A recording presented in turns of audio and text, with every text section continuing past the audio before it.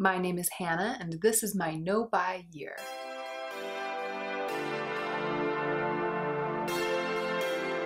It's the night before Thanksgiving. I'm so excited that I don't have to work tomorrow. I can't work tomorrow because our building is closed. My sister is coming for Thanksgiving. She'll be here tomorrow morning. I'm having some wine, which I almost never do on a regular evening, but I guess it's not a regular evening. It's like the beginning of a short holiday. Anyway, all of those things are true, and I decided I had better come on here and film a short video. Did you hear that noise? Did you hear that whistle that I whistled when I said short? A short video, a short video, a short video. That has never happened before. I decided I had better come on here and film a short video just to prep everyone for Black Friday because it's right around the corner. It's tomorrow. Now, I kind of feel like I've done so many videos about sales at this point in the year that it's kind of like by now it's up to you. If you've been following me this whole time, I hope that your internal culture is changing, your way of relating to consumerism is changing, and that you are going into the sale already with a good bit of self-generated grit and awareness about what sales are and what sales aren't. But I know as well as anyone that rehabilitating from an intense consumerist internal culture and a habit of overspending and overshopping is not an easy process, and it's also not a swift process. I feel like I'm still rehabilitating. I'm still fighting the urges, even though I'm in the 11th month of my no-buy. So here are a few reminders, a little bit of a refresher, and some thoughts that have been knocking around in my brain as Black Friday approaches. First of all, if you're on a no-buy, it's a no-brainer. Just don't buy anything. Don't break your no-buy for Black Friday. Not buying something, even though it is a really good deal, that is the point of a no-buy. I'm going to say that again. I'm going to maybe try to say it in a little bit of a different way. If you are in a situation where you come across a really good deal, something that you think would be smart to buy or something that's really, really tempting to buy, but you're on a no-buy, that is the moment that a no-buy is all about. So you come across something really tempting and you're on a no-buy and you're like, oh no, what do I do? I'm on a no-buy, but I really want to buy this thing. You're on a no-buy. So the answer is you don't buy it. And that is what a no-buy is. That's the entire purpose of the project. If those moments didn't happen, if you weren't tried in that way, if you weren't tempted, then there wouldn't really be a point in doing such an extreme project. And in that way, Black Friday is actually kind of exciting for those of us who are on a no-buy because it is the moment for us to really feel our oats. These are the times in which we get to shine for ourselves. I'm not saying this in any kind of boasting way, but it's just for me, it's exciting. I'm like, it's Black Friday and I'm not going to impulse buy anything. I don't even have to worry about it. Don't break your no-buy for Black Friday. Just don't do it. It is really, really not worth it, and it totally defeats the purpose. All right, I'm going to address those of you who maybe aren't on a no-buy. Maybe you're on a low buy, or maybe you are just thinking about maybe starting a no-buy next year, or maybe you just clicked on here because you are worried that you're going to go absolutely hog wild during the sale. You can already feel yourself kind of losing your marbles over the deals that are about to be announced or are being announced, and you just need a little bit of a wake-up call. Some of this will be a repeat of things I've said in my previous sale videos. I will link my sale videos. I'll put them up in the cards right now in the little eye. If you click on the little eye, then they'll all show up. If you really feel like you're having a hard time, like you're on the absolute struggle bus with Black Friday, I would actually recommend watching all of those videos because there's a bunch of explicit and specific advice in those that I'm not going to be able to cover in this. This is kind of just a quick moral support check-in.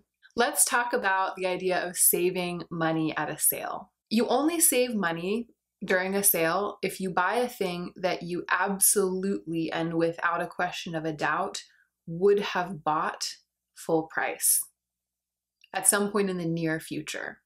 If the sale is the thing that causes you to decide to buy the item, then you are not saving money at that sale, you are spending money. I'll say it again, if you buy something that you wouldn't have bought full price, something that you feel like wasn't worth it at full price, but you're able to buy it now that it's on sale, you aren't saving money, you're spending money. And speaking of that mental trick, that thing where we're like, it wasn't worth it at full price. Or what I often hear is, I can't afford to buy that thing at full price, but I can afford to buy it on sale. I often hear this about totally non-staple items like eyeshadow palettes. People are like, well, I can't afford to buy that eyeshadow palette at $100, so I'm gonna wait until it goes on sale because then I'll be able to afford it. That does not make sense. That is not real. You are fooling yourself. You are letting the corporations fool you if you are telling yourself that story about Black Friday sales. Whether or not something is affordable or whether or not something is worth it is in many cases a kind of mental trick.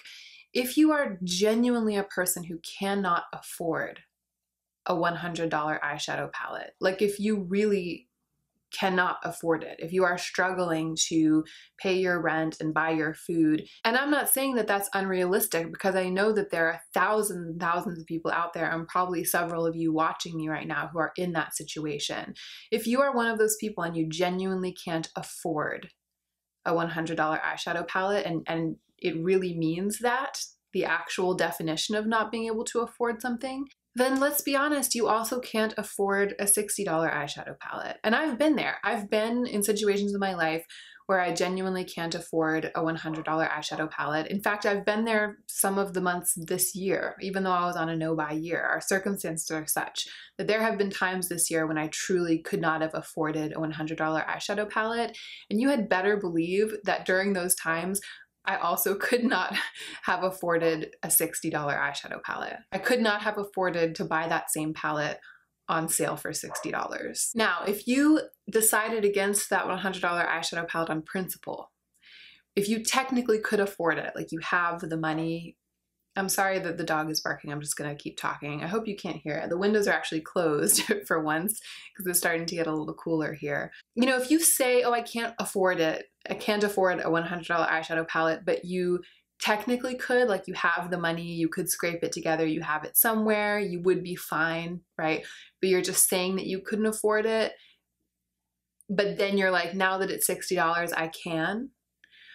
Why does that same principle, the principle on which you rejected the price of $100, why does that same principle not apply to $60?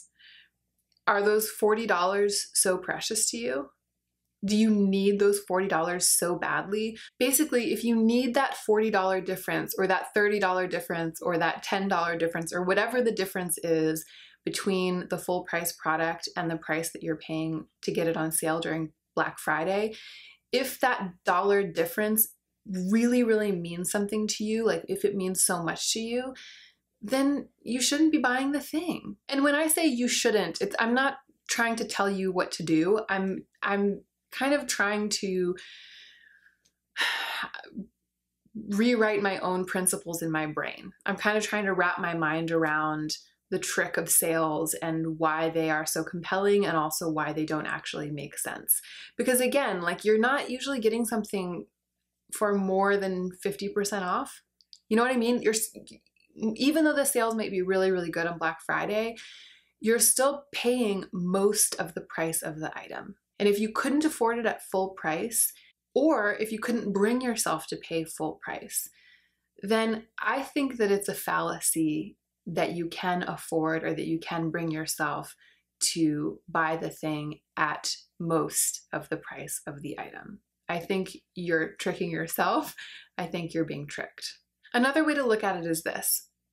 No matter what the discount is, no matter what percentage off you're getting of all the things that you want to buy on sale, if you spend $300 on a bunch of discounted stuff, at the end of the day, you spent $300. What the full price total of all of those items would have been doesn't matter at all. What matters is whether or not you really, really wanted to spend $300 this weekend on stuff. And lastly, I just wanted to share with you what my Black Friday experience may or may not be.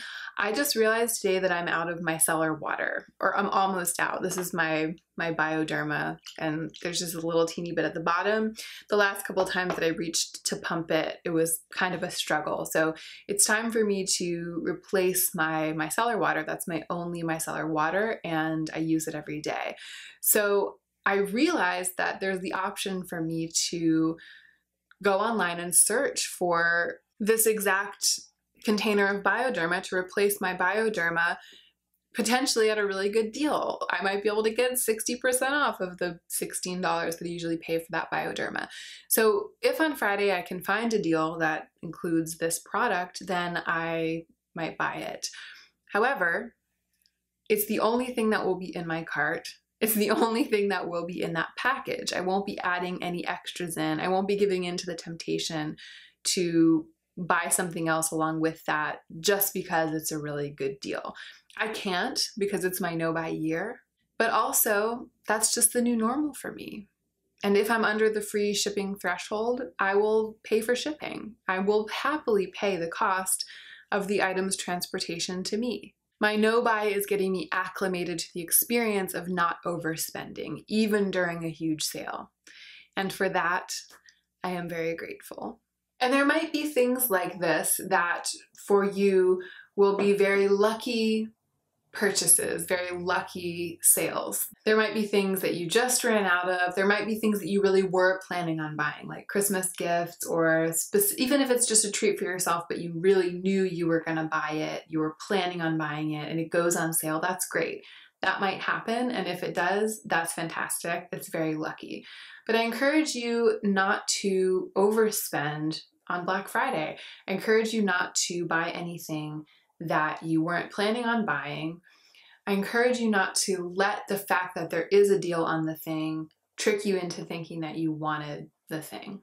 That is it.